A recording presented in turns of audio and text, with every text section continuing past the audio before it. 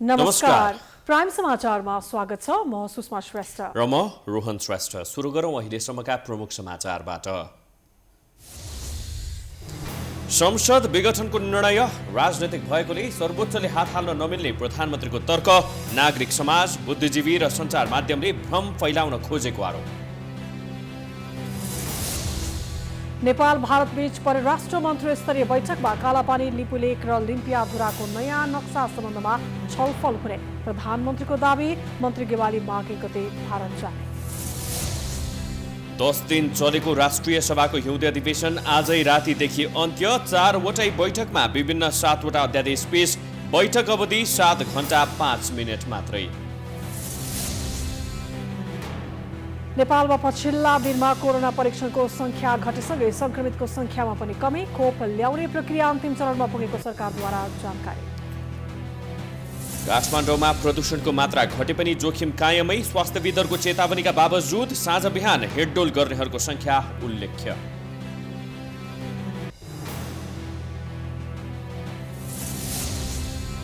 समुद्रमा दुर्घटनाग्रस्त भएको इन्डोनेसियाले विमान र यात्रुको उद्धार कार्य जारी। सबै यात्रुको मृत्यु भएको आशंका। अहिलेसम्म 5 जनाको शव भेटियो। र अखिल नेपाल फुटबल संघद्वारा 6 महिने ए डिभिजन लिग सहितको वार्षिक क्यालेन्डर तयार। अन्तर्राष्ट्रिय प्रतियोगितादेखि लिगको आकार र उमेर समूहका प्रतियोगिता समावेश।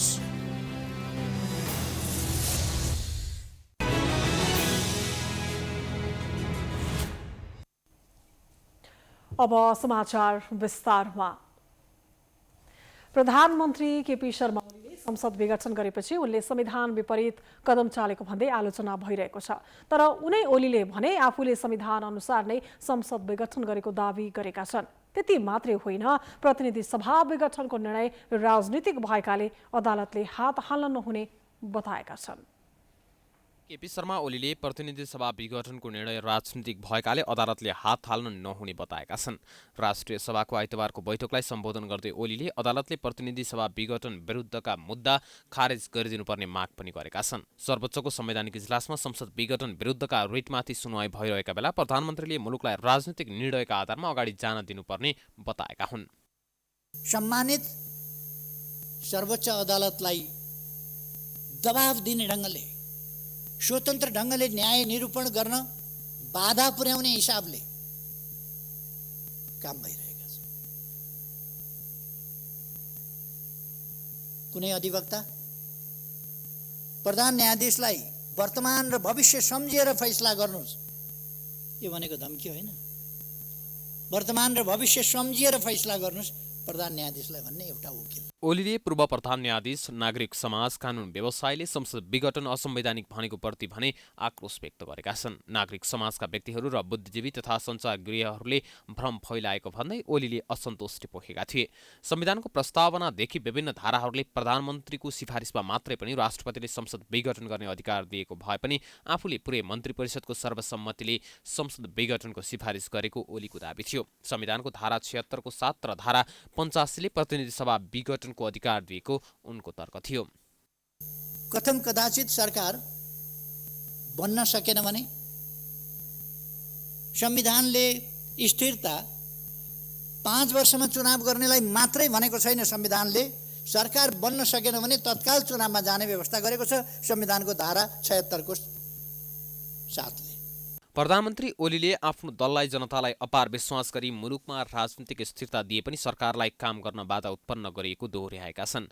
प्रतिनिधि सभा विघटन भई नयाँ निर्वाचनका लागि जनादेशमा जाने निर्णय गरिएको बताउँदै उनले अब देश निर्वाचनमुख भएको उल्लेख गरे।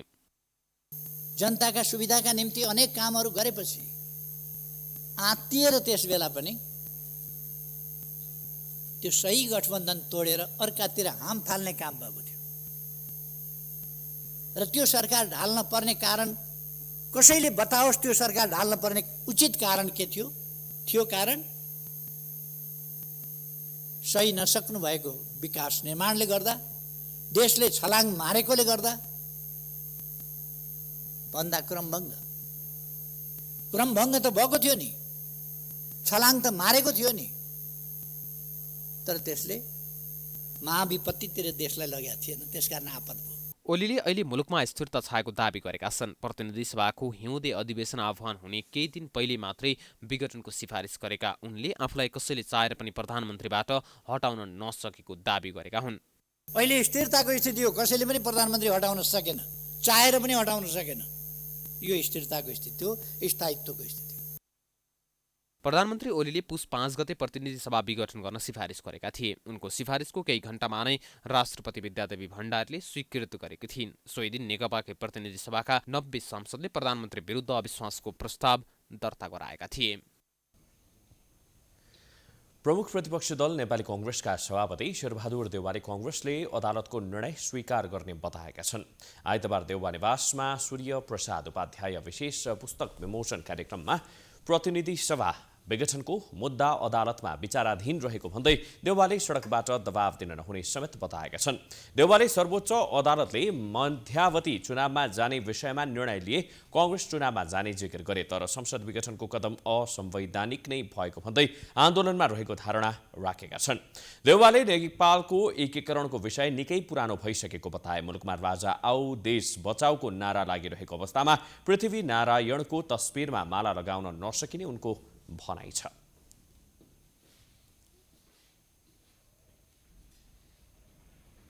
चुनाव भयो भनेदेखिलाई हामी चुनाव लड्दैनौँ भन्ने हिसाबले बरु हामीले चाहिँ निष्पक्ष चुनावको लागि गर्नुपर्छ, चुनाव निष्पक्षता बुद्धि केन्द्र गराउनुपर्छ, त्यसका त्यस्तोमा जानुपर्छ। धेरै कुरा गर्ने काम छैन। आजको बेला सुविधाको छैन विषयमा तपाईँले वास्तवमा धेरै खुलदान गर्नुभयो, रक्षा गर्ने। अब कतिले कङ्करर भन्छन्, हाम्रो उताको राज्य खायो हो नि उता साल त्यसो भन्ने हुन्छ। हामीले एकीकरण गरेर भन्दैछौँ त, कतिले कङ्करर भन्नु सक्छ नि यार। कुनै लिम्बूले हाम्रो राज्य खायो भन्दै बुझ्दैन, त्यस्तो कुरा नगरौँ न। अब पाल्पा खाइदियो भने खाइदियो भन्छ, यस्तो कुरा गरिदियो भने कङ्करर रूपमा लिन सक्छ नि। त्यस्तै कांग्रेस वरिष्ठ नेता रामचन्द्र पौडेलले संविधानमा कहीँ पनि विघटन गर्ने ठाउँ नै नराखिएको बताए। उनले कांग्रेस संसद पुनर्स्थापनाको पक्षमा आवाज लिएर सडकमा जाने स्पष्ट पनि पारेको छ।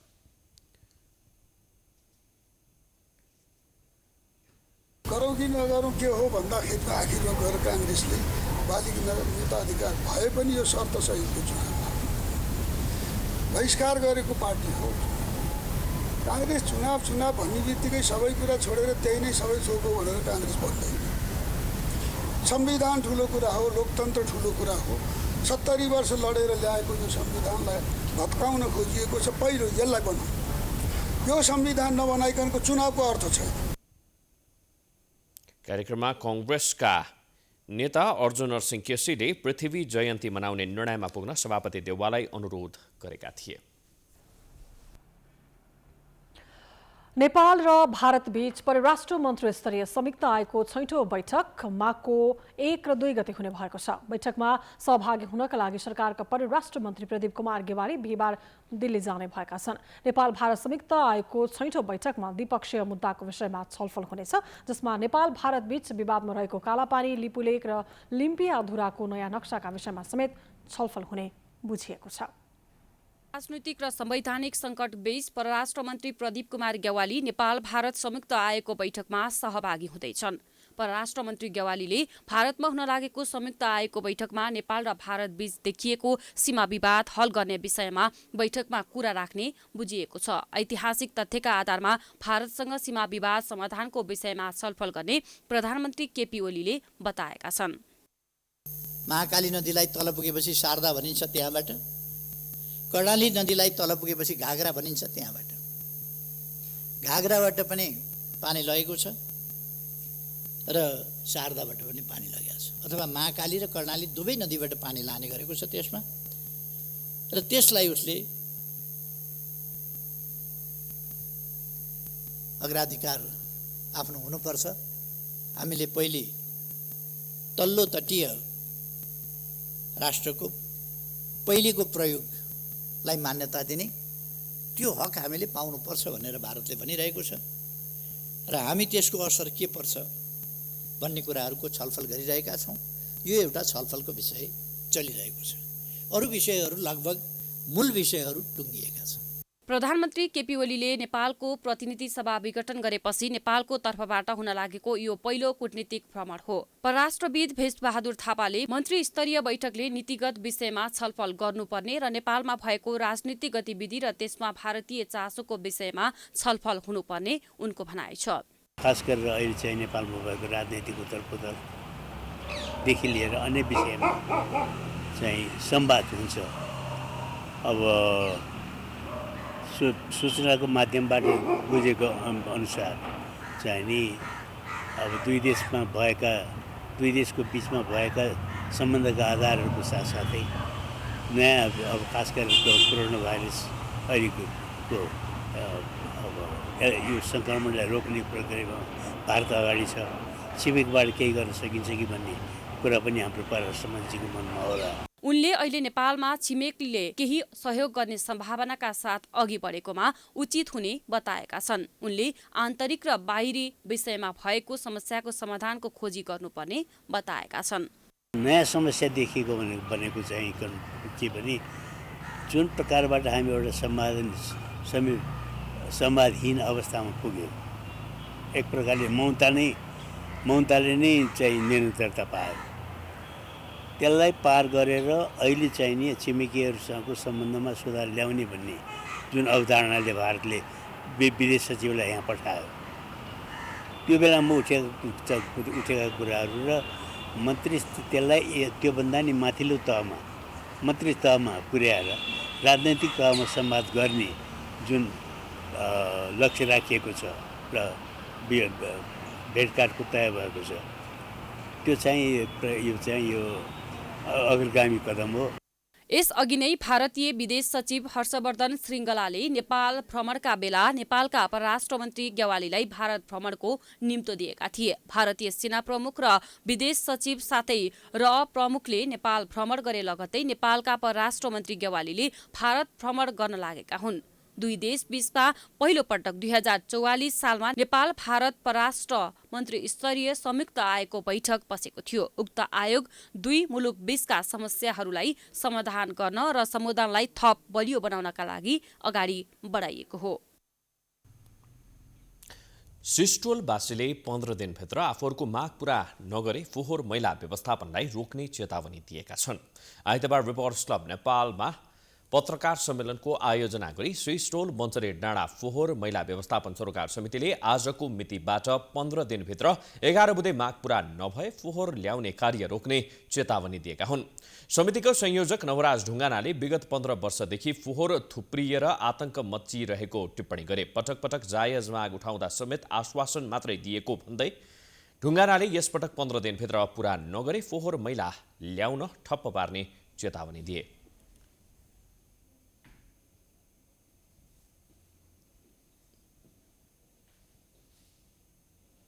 विगत 15 वर्षदेखि अत्यन्तै दूषित हानिकारक उपत्यकाको फोहोर अव्यवस्थित ढङ्गबाट थुपारिँदै आएको कुरा नेपाल सरकार र सम्बन्धित पक्षहरू सबैमा अवगत छ।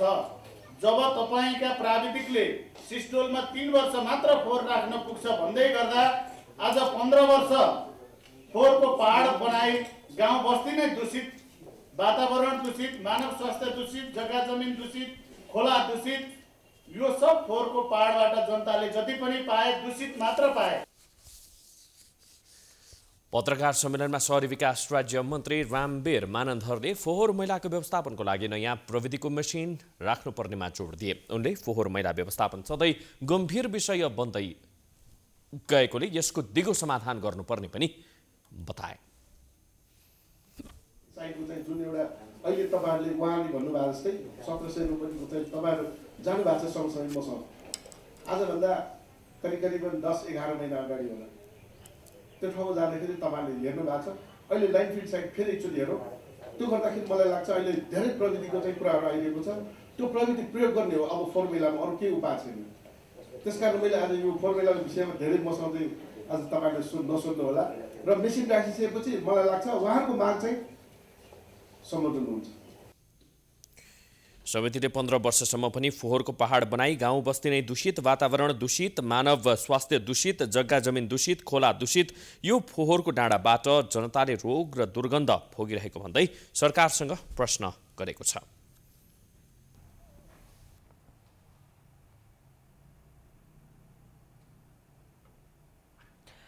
राष्ट्रिय सभाको हिउँदे अधिवेशन अन्त्य भएको छ। राष्ट्रपति विद्यादेवी भण्डारीले मन्त्री परिषदको सिफारिसमा राष्ट्रिय सभाको हिउँदे अधिवेशन अन्त्य गर्नुभएको हो।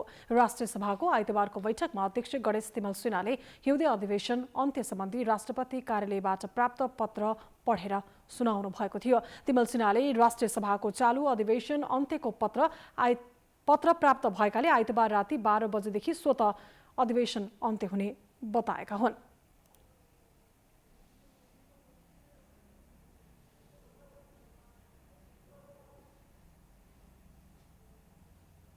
सम्माननीय राष्ट्रपतिबाट चालु अधिवेशन अन्त्य सम्बन्धी पत्र प्राप्त हुन आएको छ।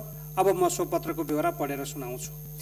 नेपालको संविधानको धारा 93 को उपधारा 2 बमोजिम नेपाल सरकार मन्त्री परिषदको मिति 77/9/26 को सिफारिसमा राष्ट्रिय सभाको चालु अधिवेशन सम्वत 2077 साल पुस 26 गते आइतबारका दिन राति 12 बजेदेखि अन्त्य गरेको छु। विद्यादेवी भण्डारी, राष्ट्रपति। माननीय सदस्यहरू, राष्ट्रिय सभाको चालु 7औं अधिवेशन आज राति 12 बजेबाट स्वत अन्त्य हुने गरी यो बैठक अन्त्य भएको घोषणा गर्दछु। धन्यवाद। राष्ट्रिय सभाको हिउँदे अधिवेशनमा 4 बैठक बसेका थिए। बैठकमा विभिन्न 7 अध्यादेश पेश भएका थिए भने विभिन्न समितिका प्रतिवेदन पेश भएका थिए। संवैधानिक परिषदको काम, कर्तव्य र अधिकार सम्बन्धी पहिलो संशोधन अध्यादेश, नेपाल प्रहरी तथा प्रदेश प्रहरीको कार्य सञ्चालन तथा सुपरिवेक्षण सम्बन्धी अध्यादेश, सामाजिक सुरक्षा अध्यादेश, तनाव तथा अन्य घातक रासायनिक पदार्थको नियमन सम्बन्धी अध्यादेश, औषधि तेस्रो संशोधन अध्यादेश, हिंसा विरुद्ध केही नेपाल ऐन संशोधन अध्यादेश र फौजदारी कसुर तथा फौजदारी कार्यविधि सम्बन्धी अध्यादेश अधिवेशन नचलेको अवस्थामा राष्ट्रपतिबाट जारी गरिएका थिए।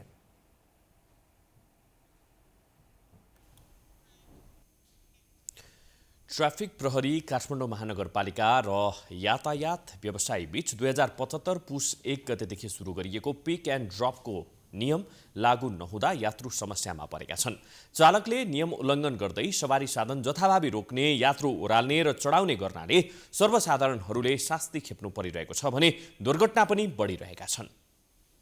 काठमाडौँको कलङ्की, बालाजु, कोटेश्वर, सातो बाटो, माइतीघर, भद्रकाली, रत्न पार्क सहित गेट लगायतका स्थानमा आवत जावत गर्दा सर्वसाधारणले सडक जामको समस्या सधैँ भोग्दै आइरहेका छन्। तर ट्राफिक जाम कम गर्ने उद्देश्यले 2075 पुस 1 गतेबाट सुरु भएको पिक एन्ड ड्रपको नियमको पालना कुनै पनि सवारी साधनले गरेको देखिँदैन। काठमाडौँ उपत्यकामा मात्रै 12 लाखभन्दा बढी सवारी साधन सञ्चालनमा रहेका छन्।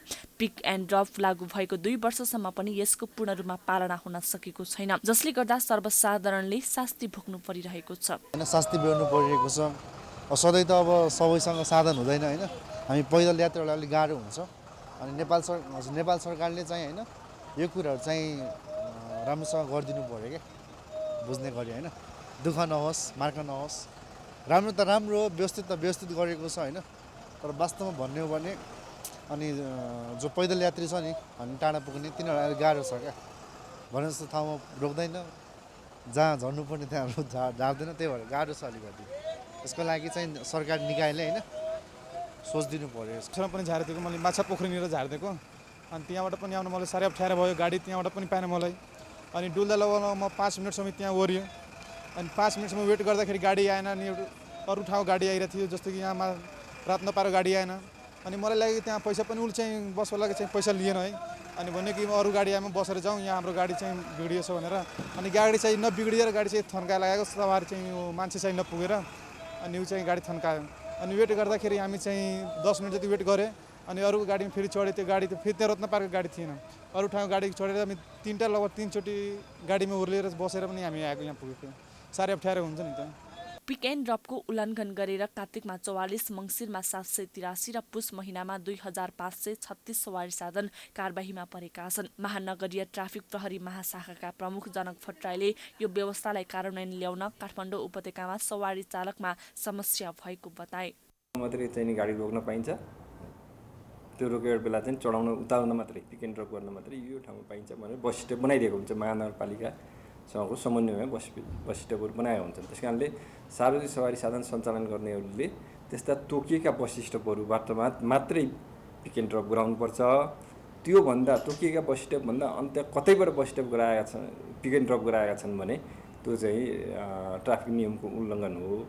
र त्यस्ता ट्राफिक नियम उल्लङ्घन गर्ने सवारी साधनहरू यो पिक एन्ड ड्रपले चाहिँ जाम एकदमै बढाइरहेको हुन्छ यिनीहरूलाई, दुर्घटना पनि यसले बढाउँछ। र यस्ता चाहिँ नि तोकिएका ठाउँभन्दा बाहिरबाट चाहिँ नि पिक एन्ड ड्रप गर्ने सार्वजनिक सवारी साधनहरूलाई चाहिँ हामीले कारबाहीको दायरामा ल्याउँछौँ। सार्वजनिक सवारी साधन एकै स्थानमा लामो समय रोकेर राख्दा सडक जाम हुने, वातावरण प्रदूषण हुने भएकाले यस किसिमको व्यवस्था लागू गरिएको थियो। यो व्यवस्था लागू गरिए पनि कार्यान्वयन हुन नसक्दा यसको प्रभावकारितामाथि नै प्रश्न चिन्ह खडा भएको छ। अहिले यातायातको क्षेत्रमा सर्वसाधारणहरूले विभिन्न खाली समस्याहरू मात्र भोगिरहनु परेको छ। यसको मूल जड भनेको काठमाडौँ महानगरपालिका यातायात व्यवस्था विभाग र ट्राफिक प्रहरीको समन्वयको अभावले गर्दा हो। क्यामेरामा उज्जवल सापकोटाको साथमा गीताञ्जली अधिकारी, शहीद गेट। पूर्व राजा ज्ञानेन्द्र शाहले राष्ट्रिय अखण्डताको निम्ति एकताको गाँठो बलियो बनाउनु पर्ने बताएका छन्। राष्ट्रिय एकता दिवसको पूर्व सन्ध्यामा आइतबार विज्ञप्ति जारी गर्दै शाहले जनचाहना अनुसार अघि बढ्नु नै शाहवंशीय राज परम्पराको विशेषता भएको बताएका हुन्। उनले राष्ट्रिय एकता, राष्ट्रियता, राष्ट्रिय स्वाभिमान र जनताको जनचाहनालाई राज संस्थाले जहिल्यै उच्च प्राथमिकता दिएको उल्लेख गरेका छन्।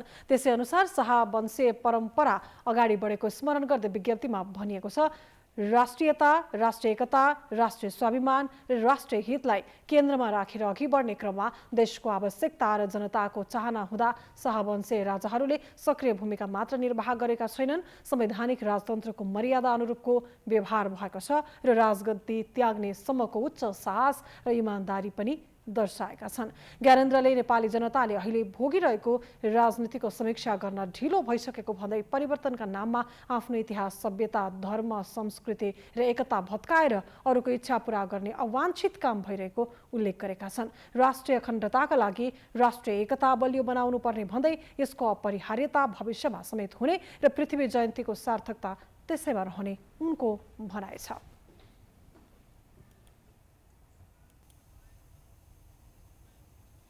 समाचारको सिलसिला जारी छ, हामी विश्राम पछि आउँछौँ।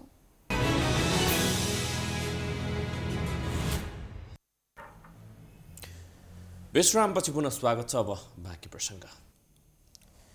नेपालमा पछिल्ला दिनमा कोरोना परीक्षणको संख्या घटेसँगै संक्रमितको संख्यामा पनि कमी आएको छ। पछिल्लो 24 घण्टामा 259 जनामा संक्रमण पुष्टि भएको छ। अहिलेसम्म 1917 जनाको मृत्यु भएको छ। देशभर 4422 सक्रिय संक्रमित रहेका छन्।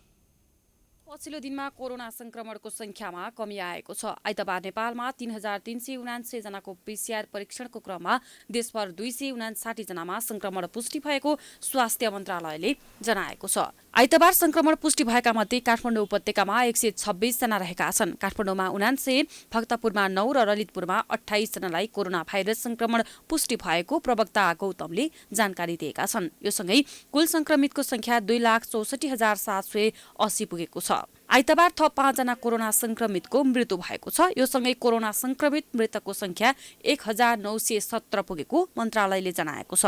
गत 24 घण्टामा 513 जना उपचारपछि डिस्चार्ज भएका छन्। यो सँगै नेपालमा निको हुनेको संख्या 2,58,441 पुगेको मन्त्रालयले जनाएको छ। यो दर कुल संक्रमितको 97.6% हो। गत 24 घण्टामा कोभिड-19 संक्रमण मुक्त भई 513 जना संक्रमित डिस्चार्ज हुनुभएको छ। यससँगै आजसम्म संक्रमण मुक्त भई डिस्चार्ज हुनेको संख्या 2,58,441 पुगेको छ। हालसम्मको कोभिड-19 संक्रमणबाट मुक्त हुने दर 97.6% पुगेको छ। सरकारले खोपको आविष्कार भइरहेको बताउँदै कोरोना खोप प्राप्त भए पश्चात सबै नागरिकलाई लगाउन योजनाबद्ध तरिकाले प्रतिबद्ध भई लागि परेको दाबी गरेको छ। त्यस्तै कोरोना संक्रमणको जोखिम कायमै रहेको अवस्थामा सबै नागरिकले आवश्यक मापदण्ड पालना गरिदिन आग्रह गरेको छ। हामीमाझ कोभिड-19 को उच्च जोखिम कायम नै छ। खोपको आविष्कार भएका शुभ सङ्केतहरू आएका छन्। सरकारले खोप प्राप्त गर्ने तथा सबै नागरिकहरूलाई लगाउने कामहरूलाई योजनाबद्ध तरिकाले अघि बढाइरहेको छ। कोभिड-19का औषधिहरू पत्ता नलागिसकेको अवस्थामा सङ्क्रमणबाट आफू र आफन्त बचाउने उपाय भनेको जनस्वास्थ्यका मापदण्डहरू मात्रै हुन्। त्यस्तै देशभर आज 4,422 जना सक्रिय सङ्क्रमित मध्ये 1,179 जना सक्रिय सङ्क्रमित होम आइसोलेसनमा रहेको मन्त्रालयले जनाएको छ। बाँकी 3,243 जना सङ्क्रमित संस्थागत आइसोलेसनमा छन्। देशभर 191 जना आइसियु र 44 जना भेन्टिलेटरमा रहेको मन्त्रालयले जनाएको छ। हालसम्म नेपालमा PCR परीक्षण हुनेको संख्या 19,82,246 पुगेको छ। हाल 257 जना क्वारेन्टाइनमा रहेका छन्। नेपालमा कोरोना भाइरस विरुद्धको खोप कहिले आउला भन्ने चासो बढिरहेको छ। विभिन्न देशहरूले खोप उत्पादन गरिसकेका छन्। कतिपय देशले नागरिकलाई खोप दिन सुरु पनि गरिसकेका छन्, तर नेपालमा भने ठोस कदम अघि बढेको पाइँदैन। तर प्रधानमन्त्री स्वयंले खोप ल्याउने अन्तिम चरणमा पुगेको दावी गरेका छन्। कोरोना महामारीबाट गुज्रिएका विभिन्न मुलुकहरू कोरोना भाइरस विरुद्धको भ्याक्सिन बनाउन र आफ्नो देशमा नभएका मुलुकहरूले आफ्नो नागरिकलाई कसरी सहज तरिकाले पुर्याउने भन्ने दौडधुपमा छन्। तर नेपाल सरकार भने खोप उत्पादन गर्न पनि सकेको छैन। अरू देशले बनाएको खोप ल्याउने विषयमा पनि कुनै टुङ्गो लाग्न सकेको छैन। तर राजनीतिक प्रतिबद्धता भने दिनहौ जसो व्यक्त हुने गरेको छ। आइतबार पनि प्रधानमन्त्री केपी ओलीले कोरोना विरुद्धको खोप ल्याउने कार्य तीव्रताका साथ अगाडि बढेको दावी गरे। हामी अब भ्याक्सिन ल्याउने तयारीमा छौँ, छिटै भ्याक्सिन ल्याउँछौँ र भ्याक्सिन ल्याइसकेपछि कोभिडको ठुलो समस्या रहँदैन। कोभिडको समस्या हामी समाधान गर्छौँ। मैले कोभिड सुरु हुने बित्तिकै भने सबभन्दा महत्त्वपूर्ण यस सरकारलाई नेपाली जनताको ज्यान छ। नेपाली जनताको जीवन सबभन्दा महत्त्वपूर्ण कुरा हो। सबभन्दा महत्त्वपूर्ण जीवन सुरक्षा पहिलो कुरा हो, पहिलो कर्तव्य हो सरकारको। हामी त्यसै गरी काम गर्छौँ। सरकारले जसरी सहज तरिकाले आफ्ना नागरिकलाई कोरोना भ्याक्सिन उपलब्ध गराउने भ्रम छरिरहेका छन्, त्यो अनुसार खोप नेपालमा आउन सहजता देखिएको छैन। दुई छिमेकी देश भारत र चीनमा उत्पादन भएका खोप ल्याउने योजनामा छन्, तर कहाँबाट ल्याउने भन्ने निश्चित भइसकेको छैन। 2 देखि 8 डिग्री सेन्टिग्रेडको नजिकै उत्पादन भएको सार्क मुलुकमा अथवा भारत लगायत चाइना होइन नजिकैको देशहरूमा उत्पादन भएको भ्याक्सिन चाहिँ किनभने त्यसको मूल्य चाहिँ कम पर्ने हुनाले त्यस्तो खालको भ्याक्सिन, त्यसैले हामीले कस्ट पनि हेर्छौँ। कम मूल्य पर्ने, गुणस्तरीय पनि हुनु पर्यो, मान्यता प्राप्त हुनु पर्यो र 2 देखि 8 डिग्री सेन्टिग्रेडमा राख्न सकिने खालको भ्याक्सिन हुनु पर्यो। र त्यस्तो खालको भ्याक्सिन हामी चाहिँ अहिले छनौट गर्दैछौँ। अब यदि त्यस्तो भएन, हामीले पाएनौँ भनेदेखि चाहिँ अब त्योभन्दा अलिकति -13को भ्याक्सिनलाई पनि छान्नुपर्ने हुन्छ, छनौट गर्नुपर्ने हुन्छ र अलिकति महँगो पनि। र सकेसम्म चाहिँ हामीले त्यही हो 2 देखि 8 डिग्री सेन्टिग्रेडमा राख्न सकिने छिमेकी मुलुकहरूले उत्पादन गरेको होइन गुणस्तरीय भ्याक्सिन चाहिँ हामीले छनौट गर्छौँ। अब यो भारतबाट आउने सम्भावना के कस्तो छ? जस्तै भारतको कुरा भारतमा उत्पादन भइरहेको भ्याक्सिन चाहिँ हाम्रो क्षमतासँग मिल्दोजुल्दो छ र कस्ट पनि लो छ। जस्तो अरू भ्याक्सिनहरू महँगा छन्, अहिले हामीले $10 भन्दा कम लागत पर्ने भ्याक्सिनलाई अनुमान गरेका छौँ। अहिले हामीले बजेटको सुनिश्चितता गर्दाखेरि $10 सम्म पर्ने भ्याक्सिनको मात्रै हामीले कल्पना गरेका छौँ र बजेटको त्यस किसिमको व्यवस्था सुनिश्चितता गरेका छौँ। त्यसैले हामीले कम कस्ट भएको भ्याक्सिन तर गुणस्तरीय भ्याक्सिन, गुणस्तरको कुनै पनि हालतमा कम्प्रोमाइज हुनु हुँदैन, उत्तिकै गुणस्तरयुक्त, त्यसको प्रभावकारिता राम्रो भएको र त्यसको साइड इफेक्टहरू कम भएको सुरक्षित प्रभावकारी र गुणस्तरीय भ्याक्सिनको छनौट गर्छौँ हामीले। अहिलेको समयमा जतिसक्दो छिटो भ्याक्सिन ल्याउने कार्यमा जुट्नुपर्ने सरकार आफ्नो आन्तरिक झगडा र भागबण्डामा व्यस्त रहँदा कोरोना भ्याक्सिन ल्याउने प्रक्रिया ढिला भएको जनस्वास्थ्य विज्ञ डाक्टर बाबुराम मरासिनीको भनाइ छ। सरकारको अहिलेको रफ्तारले यो वर्षमा कोरोना भ्याक्सिन नेपाल आउने सम्भावना नरहेको मरासिनी बताउँछन्। मैले हेर्दाखेरि त आउँदैन। अब हेर्नुहोस्, अब यो त चुनावी नारा हुन्छ। हाम्रो सरकार भन्यो भने हामी 6 दिनभित्र खोप लगाउँछौँ भनेर पार्टीका त्यो उसमा लेखिन्छ नि, हेर्नुहोस् घोषणापत्रमा। त्यही हो। अब यो त दोस्रो भयो कि पहिलो चाहिँ अब पैसाले पनि पुग्दैन होला, बजेट पनि सबै अर्थ मन्त्रालयले अब चाहिँ चुनावतिर लगाउनु पर्ने भयो। त्यसो भए हुनाले चाहिँ अनि अब यो तुरुन्त यो खोप आउन सक्ने उयो कसैले सित्तैमा खोप दियो ग्रान्टमा, सित्तैमा भन्दा पनि अब यो ग्रान्ट भन्छ के अरे सहायताको रूपमा दियो भने चाहिँ केही थोरै अब सानो समूहलाई ल्याउन पुग्ने गरी चाहिँ आउला। तर त्यसरी अब चाहिँ ठुलै जनसङ्ख्याको समूहलाई पुग्ने गरी खोप आउने सम्भावना देखिँदैन। सरकारले कोभ्याक्सबाट प्राप्त हुने खोप आउनुभन्दा पहिले नै 20% अर्थात् 60 लाख नागरिकलाई पुग्ने गरी कोरोना विरुद्धको खोप किन्ने तयारी गरेको छ। त्यसका लागि सरकारले भारतसँग चरणबद्ध छलफल गरिरहेको छ। भ्याक्सिन 2021 को दोस्रो त्रैमासिकमा मार्च अप्रिलमा उपलब्ध हुने सङ्केत आएको छ र त्यो भएपछि नेपाल सरकारले के गर्यो नि कोभ्याक्सबाट आउने भ्याक्सिन ढिलो भए पनि हामीले आफ्नो जोखिममा रहेका जनतालाई जसको चाँडो लगाउनुपर्छ र आफैले हामीले खरिद गर्नुपर्छ भन्ने प्रक्रियामा लागेको अवस्था छ। त्यसको लागि नेपाल सरकारले विभिन्न कूटनीतिक निकायसँग विभिन्न देशहरूसँग सम्पर्क गरेको छ, अनुरोध पनि गरेको छ। सरकारले दिल्ली स्थित नेपाली दूतावास मार्फत भारतको सेमर इन्स्टिच्युट इन्डियाले उत्पादन गरेको एस्ट्राजेनेका र भारत बायोटेकले विकास गरेको कोभ्याक्सिन खरिदका लागि छलफल गरिरहेको छ। यी भ्याक्सिनले भारतमा इमर्जेन्सी भ्याक्सिनका लागि अनुमति पाइसकेका छन्। तापक्रम मिल्ने र नेपालले स्टोरेज गर्न सक्ने भएकोले यी दुई कम्पनीका खोप ल्याउन नेपाललाई सहज हुने बताइएको छ। प्राइम टाइम्स टेलिभिजनका लागि सृजना कार्कीको रिपोर्ट। धामी झाँक्रीहरूको संस्था संस्कृति संरक्षण तथा सामाजिक विकास केन्द्र नेपालले काठमाडौँमा सांस्कृतिक सङ्ग्रहालय बनाउने घोषणा गरेको छ।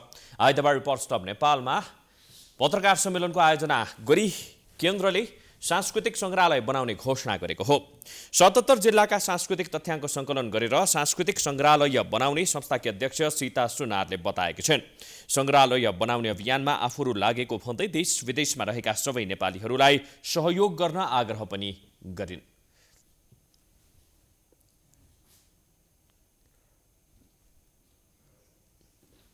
संस्कृति संरक्षण तथा सामाजिक विकास केन्द्रले के गर्नुलाई नेपाल 77 जिल्लामा भएका नेपालमा भएका चाहिँ हाम्रा मौलिकता बचाउनको लागि धामी झाँक्री ज्योतिष पण्डित लामा हामी चाहिँ यो ओमकारभित्र बसेकाले चाहिँ हाम्रो देशमा हामी के गरौँ त, हामीलाई सरकारले के दियो भन्नुभन्दा हामीले जन्मेर हामीले राष्ट्रलाई के दिन सक्यौँ त, हामीले आफ्नै परिवार मात्रै पाल्नु हो भने त चरामसाले पनि पाल्छ, तर हामीले चाहिँ देश बचाउनुको लागि र देशमा गर्नुको लागि हामीले यो अभियान लिएर हिँडेका छौँ। त्यसमा हजुर सबैले साथ दिनुहुन्छ होइन त? केन्द्रले लामा, धामी, झाँक्री, देवमाता, वैद्यहरूले कला संस्कृति, बाजागाजा, मन्त्र, धूप, पाठ पूजा, रहनसहन र वेशभूषाहरूको तथ्याङ्क सङ्कलन गर्न 77 जिल्लाका सरकारवाला पक्षहरूलाई आह्वान गरेको छ।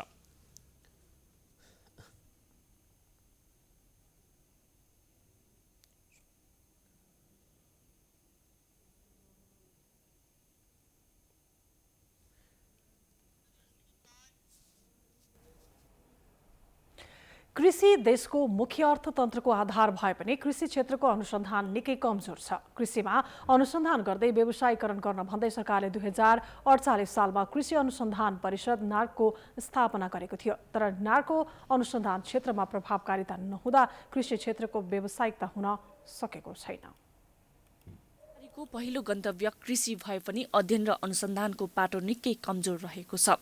कृषि क्षेत्रमा अनुसन्धान गर्न भन्दै सरकारले 2048 सालमै नेपाल कृषि अनुसन्धान परिषद नार्कको स्थापना गरेको हो। स्थापना कालदेखि नै नार्क सधैँ राजनीतिको घेराबन्दीमा रहेको छ। राजनीतिक अस्थिरता र मन्त्रीको रोजाइ र खोजाइमा नार्क प्रभावित भएको छ। नेपालको कृषिलाई विज्ञान र प्रविधिमा आधारित बनाउने उद्देश्यले स्थापना गरिएको नेपाल कृषि अनुसन्धान परिषद वर्षैपछि आलोचना मात्रै खेप्दै आएको छ। एकातिर कोभिडको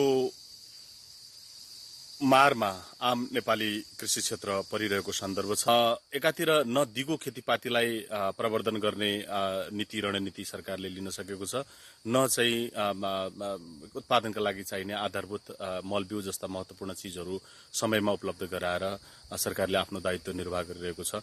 यस्तो विषम परिस्थितिबाट हरेक पटक हरेक समस्याहरूमा किसानहरू चाहिँ नै पहिलो एक खालको पीडा बेहोर्नुपर्ने जुन अवस्थामा पुर्याइएको छ, यो पक्कै पनि दुर्भाग्यपूर्ण अवस्था हो। नेपाल कृषि अनुसन्धान परिषदका लागि सरकारले वर्षेनी 2 अर्ब 70 करोड बराबरको बजेट विनियोजन गर्दै आएको छ। कृषि अनुसन्धान परिषदले सिफारिस गरिएका धान मात्रै 130 जातका रहेका छन्। अनुसन्धान मात्रै हुने र कार्यान्वयन नहुनाले अनुसन्धान गरिएका कागजहरू कृषि मन्त्रालयमै थन्किएका छन्। दरबन्दी अभावसम्म नार्कले झेल्दै आएको छ। 250 भन्दा बढी कृषि वैज्ञानिकको माग गर्न नार्कलाई अप्ठ्यारो छ। यद्यपि अनुसन्धानको क्षेत्रमा काम गर्दै आएको नार्कले दावी गर्दै आएको छ। कृषिमा अनुसन्धान अनुसन्धान भइरहने तर त्यसको नतिजा ढिलो आउने हुँदा काम नदेखिएको नेपाल कृषि अनुसन्धान परिषदको भनाइरहेको छ। तुरुन्त हाम्रो त्यही कामको आउटपुट तुरुन्त आउँदैन। हाम्रो कामको आउटपुट हजुरको लामो समय लिन्छ, तर आएपछि त्यसको फेरि इम्प्याक्ट फेरि पनि लामो समयसम्म रहन्छ। जस्तो कुनै पनि हामीले एउटा जात निकाल्न, नयाँ जात निकाल्न हामीलाई वास्तवमा 10 देखि 12 वर्ष लाग्छ। तर अब 10 देखि 12 वर्ष लगाएर निकालेको जातले फेरि 10 देखि 12 वर्षै काम गर्छ। त्यो हिसाबको हाम्रो रिसर्च हुने हुनाले हामीले तुरुन्तै अलिकति हाम्रा कामहरू चाहिँ को इम्प्याक्ट देखाउन हामीलाई गाह्रो हुन्छ। यसको प्रत्यक्ष असर देख्न चाहिँ नसकिने हुनाले अप्रत्यक्ष यसको असरहरूलाई सबैले बुझ्दिन पर्यो। अनुसन्धान बिना कृषिको प्रगति सम्भव छैन। कृषि अनुसन्धानको क्षेत्रमा सरकारको लगानी पनि अत्यन्तै कम छ, जसले गर्दा नतिजा पनि लगानी अनुसारकै देखा परेको छ। प्राइम टाइम्स टेलिभिजनका लागि क्यामेरामा अर्जुन भण्डारीको साथमा मनिषा भण्डारी, काठमाडौँ। कोशी टप्पु वन्यजन्तु आरक्षमा रहेको रैथाने मकुना हात्तीका कारण सुनसरी लगायत आसपासका स्थानीयले शास्ति खेप्दै आएका छन्। मकुना हात्ती आरक्ष बाहिर निस्किएर जनधनको क्षति गर्दै आएको छ। रातको समयमा हात्ती गाउँमा पसे घरहरू भत्काउने, बालीनालीमा क्षति पुर्याउने गरेका कारण स्थानीय आजित भएका हुन्। कोशी टप्पु वन्यजन्तु आरक्षबाट निस्किएर गाउँमा पसेको हात्तीले आतंक मचाउँदै आएको छ। पटक पटक मानवीय क्षति पुर्याउँदै आएको मकुना हात्ती नियन्त्रण गर्न आरक्षण प्रशासनका लागि टाउको दुखाइ भएको छ। 1 दशकदेखि आरक्ष क्षेत्र आसपास आतंक मचाउँदै आएको मकुनाकै कारण कोशी टप्पुका संरक्षण अधिकृतहरूको सरुवा समेत हुने गरेको छ। हात्तीको आतंकका कारण त्यस क्षेत्रका स्थानीयहरू रातभर जागराम बस्नु परेको छ। हात्ती एउटा मखनी हात्ती छ, जङ्गलमा आएको छ। मेरो कुन आयो भने मान्छेको मारेको छ त 10 लाख टका मिल्छ अरे। हात्तीको माऱ्यो भने त अब 20 वर्ष जेल, 50 लाख टका। कहाँ म गरिब मान्छे तिर्ने? हाम्रो घरि रात सुत्न दिँदैन। यहाँ धेरै बाली खान्छ अरे, गहुँ पनि खान्छ, धान पनि खान्छ। म के गर्ने? यहाँ यसो सरकारले हाम्रोहरूको यहाँको जग्गा पनि दिइहाल्नुहोस्, म बाहिर जान्छु, नेपाल से बनाइदिनुहोस्। हाम्रो कुरा यस्तै हो। अनि हात्ती रातिभरि हामीहरू सुत्यो, एकछिन सुत्यो भात खाएर। हात्ती आयो, अब हात्ती आयो भने जान्दैन हामीहरू, अब के गर्ने? अब हात्ती कताबाट आयो, कहीँ जङ्गलबाट निक्ले, यो रातिमा आयो, एकदम पैर मारेर आउँछ हात्ती। म सबैजना सुतेको थियो घरमा, चोरेर आउँछ, सुतेर आउँछ। अब सुतेको बेलामा, अब निनको बेलामा अब के कहिले मार्छ मान्छेलाई त्यो थाहा छैन। आरक्षका अनुसार मकुना दारा नभएको एक मत्ता भाले हात्ती हो। कोशी टप्पु वन्यजन्तु आरक्षमा पाइने एलिफस म्याक्सिमस प्रजातिको यो हात्ती आरक्षभित्रै नायक मानिन्छ। कोशी टप्पु वन्यजन्तु आरक्षमा 17वटा हात्ती रहेको तथ्याङ्क छ। मकुना हात्तीलाई तह लगाउन स्थानीयको दबाव बढ्दै गएको छ। हात्ती नियन्त्रणका लागि सोलर फेन्सी प्रभावकारी नभएको गाउँपालिकाको भनाइ छ। तर यो समस्या विगत 10 वर्षदेखि हात्तीको समस्या हामीमा थियो। त जनप्रतिनिधिको अभावले गर्दा यहाँ कुरा उठाइदिने, कुरा भनिदिने भन्ने कोही थिएन। त्यसकारणले राज्य पक्ष पनि मजाले सुतेर बसेको थियो र अहिले मान्छे मारिरहेको छ, हामीले आवाज उठाइरहेका छौँ, फेरि मान्छे आएर उठ्छ, आवाज उठिरहेछ। र यसमा आवाज उठ्ने त के थियो भने हिजोको दिनमा आवाज उठाउने सक्रियता थिएन, एकचोटि उठायो फेरि छोडिदिन्थ्यो। र अहिले के छ, सक्रिय रूपमा नै आवाज उठाउने कुरा भएको छ। एउटा सङ्घर्ष समिति नै निर्माण भयो। अब 3 वर्ष यता मात्रै मकुना हात्तीको आक्रमणबाट 8 जनाको मृत्यु भइसकेको छ। हात्ती नियन्त्रणका लागि कोशी टप्पु वन्यजन्तु आरक्ष कार्यालयले राष्ट्रिय निकुञ्ज तथा वन्यजन्तु संरक्षण विभागमा पत्राचार गरिसकेको छ। तर विभागले भने ठोस निर्णय लिन सकेको छैन। आरक्षले हात्ती नियन्त्रणको लागि लाखौं रुपियाँ खर्चेर सोलर फेन्सी निर्माण गरे तापनि प्रभावकारी हुन सकेको छैन।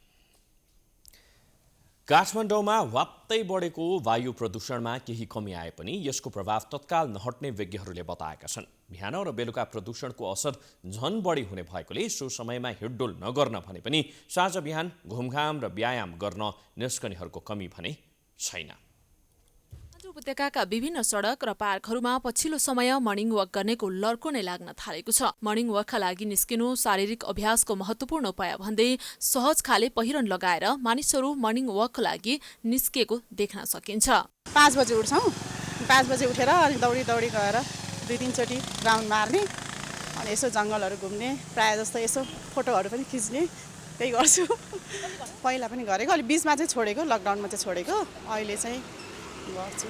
पछिल्लो समय वायु प्रदूषण कायमै रहेको कारण बिहान र बेलुका बाहिर ननिस्किन विज्ञहरूले सुझाव दिएका छन्। तर धेरैले आफू सुरक्षित भएर मर्निङ वकका लागि निस्किएको बताउने गरेका छन्।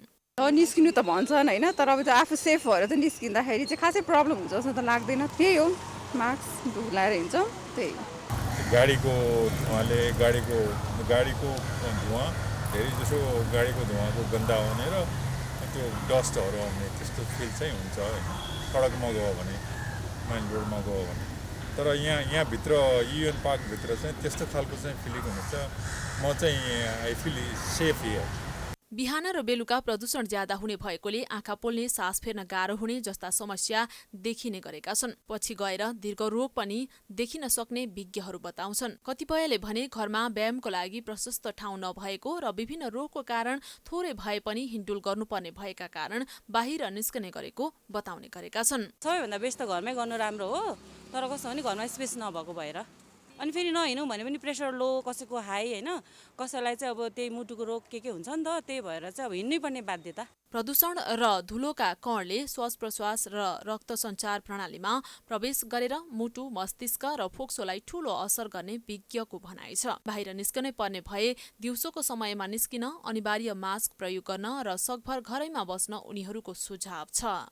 यो वायु प्रदूषणबाट हुने जस्तै दम, खोकी, रुगाहरूबाट बस्नको लागि चाहिँ साँझ बिहान मर्निङ वाकको रूपमा, इभिनिङ वाकको रूपमा नगरिदिएर होइन, घाम लागेको बेला बरु अलि वाक गर्ने हिसाबले बाहिर आउनुभयो भने यो श्वास प्रश्वास रोगहरू, दमबाट, खोकी, रुगाहरूबाट बस्न सकिन्छ। वायुमण्डलको तल्लो तहमा अत्याधिक धुलो र धुवाँ तैरिएर बसेका कारण पूर्ण रूपमा प्रदूषण हट्न गर्मी मौसम नै कुर्नुपर्ने मौसम पूर्वानुमान महाशाखाका वरिष्ठ मौसमविद वरुण पौडेल बताउँछन्। यो स्टेबल एटमोस्फियर हुन्छ, जति पनि प्रदूषणहरू जम्मा भएको हुन्छ अघि पछि पनि जाडोको समयमा, त्यस भएको हुनाले सकेसम्म चाहिँ मर्निङ वाकमा चाहिँ ननिक्लिँदाखेरि नै बेस हुन्छ।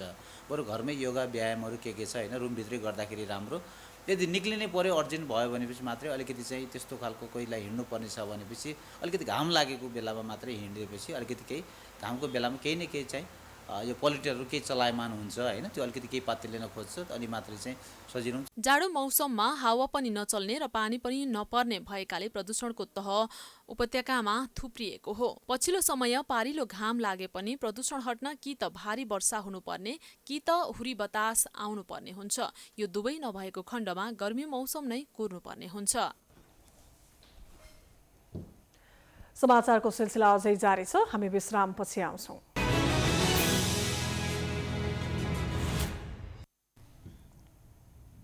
विश्रामपछि स्वागत छ। अब आर्थिक समाचार।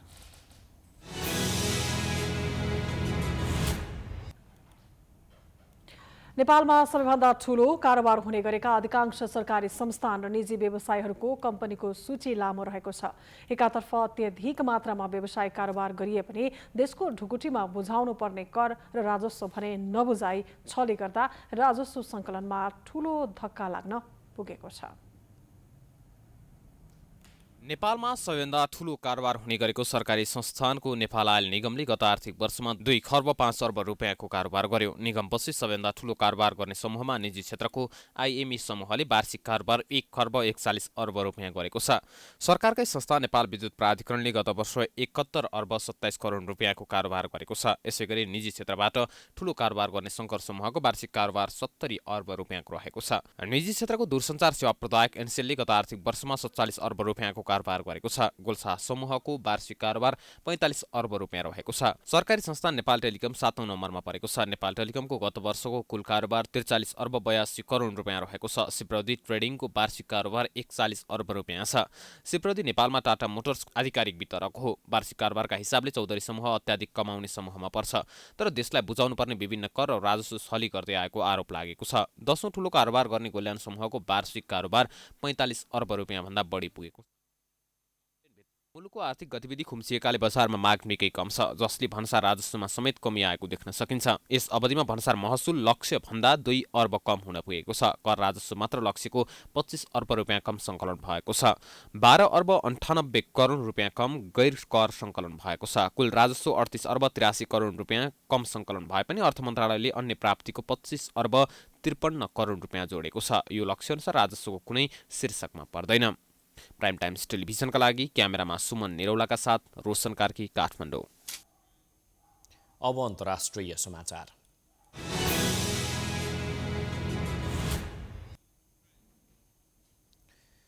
इन्डोनेसियाले विमान दुर्घटनाग्रस्त भएको स्थानबाट मृतक यात्रुको शव र विमानका केही अवशेष निकालिएको छ। इन्डोनेसियाको राष्ट्रिय खोज तथा उद्धार एजेन्सीले दुर्घटनामा परि मृत्यु भएका 5 जनाको शव निकालिएको बताएको छ। शनिबार टेक अफ भएपछि सम्पर्कविहीन भएर सागरमा डुबेको थियो। उक्त विमानमा 62 जना सवार रहेका थिए। श्री विजय एयरको उडान 182 बोइङ 737-500 नामक विमान जकार्ताबाट बोर्नियोको इन्डोनेसियामा रहेको पोन्टियानक सहरतर्फ जाँदै गर्दा दुर्घटनाग्रस्त भएको थियो। विमान रडारबाट सम्पर्कविहीन हुनु अगाडि 1 मिनेटमै 10,000 फिट तल खसेको विश्वव्यापी उडान ट्र्याकिङ सेवा फाइटडारले जनाएको छ।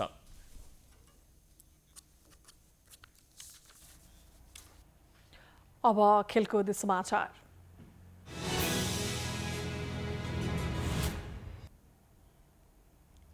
अखिल नेपाल फुटबल संघ इन्फाले 6 महिने ए डिभिजन लिग सहितको वार्षिक क्यालेन्डर तयार पारेको छ।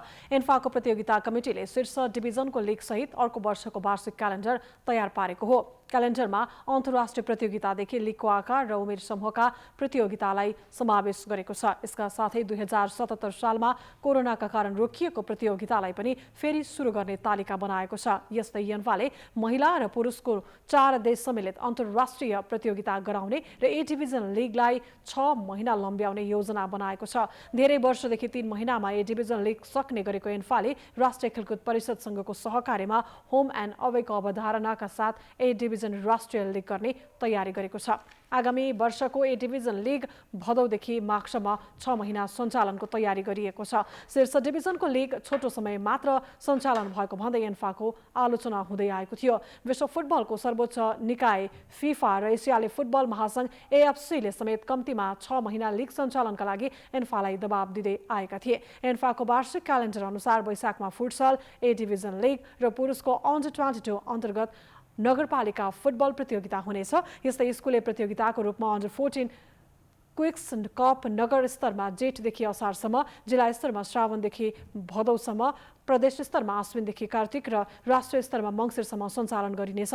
इन्फाले जेठ महिनामा 4 राष्ट्र सम्मिलित महिलाको अन्तर्राष्ट्रिय फुटबल प्रतियोगिता खेलाउने कार्यक्रम पनि तयार गरेको छ। यस्तै शहीद स्मारक राष्ट्रिय सी डिभिजन लिगको छनौट र ललित स्मृति अन्डर 18 प्रतियोगिता जेठदेखि असारमा सम्पन्न गर्ने इन्फाको योजना छ। नेपालले जेठ 24 मा विश्वकप छनौटको जोर्डन विरुद्धको खेल दशरथ रङ्गशालामा खेल्नेछ। यो सँगै हामी प्राइम समाचारको अन्त्यमा आइपुगेका छौँ। जाँदा जाँदै प्रमुख समाचार पुनः एकपटक। संसद विघटनको निर्णय राजनैतिक भएकोले सर्वोच्चले हात हाल्न नमिल्ने प्रधानमन्त्रीको तर्क। नागरिक समाज, बुद्धिजीवी र सञ्चार माध्यमले भ्रम फैलाउन खोजेको आरोप। नेपाल भारत बीच परराष्ट्र मन्त्री स्तरीय बैठकमा कालापानी, लिपुलेख र लिम्पियाधुराको नयाँ नक्सा सम्बन्धमा छलफल हुने प्रधानमन्त्रीको दाबी। मन्त्री गेवाली मागे गते भारत जाने। 10 दिन चलेको राष्ट्रिय सभाको हिउँदे अधिवेशन आजै रातिदेखि अन्त्य। 4 वटै बैठकमा विभिन्न 7 वटा अध्यादेश पेश। बैठक अवधि 7 घण्टा 5 मिनट मात्रै। नेपालमा पछिल्ला दिनमा कोरोना परीक्षणको संख्या घटेसँगै संक्रमितको संख्यामा पनि कमी। खोप ल्याउने प्रक्रिया अन्तिम चरणमा पुगेको सरकारद्वारा जानकारी। काठमाडौँमा प्रदूषणको मात्रा घटे पनि जोखिम कायमै। स्वास्थ्यविदहरूको चेतावनीका बावजुद साँझ बिहान हिँडडुल गर्नेहरूको संख्या उल्लेख्य।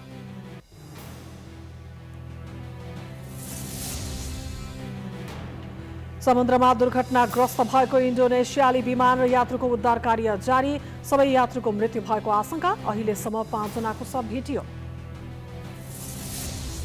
र अखिल नेपाल फुटबल संघद्वारा 6 महिने ए डिभिजन लिग सहितको वार्षिक क्यालेन्डर तयार। अन्तर्राष्ट्रिय प्रतियोगितादेखि लिगको आकार र उमेर समूहका प्रतियोगिता समावेश।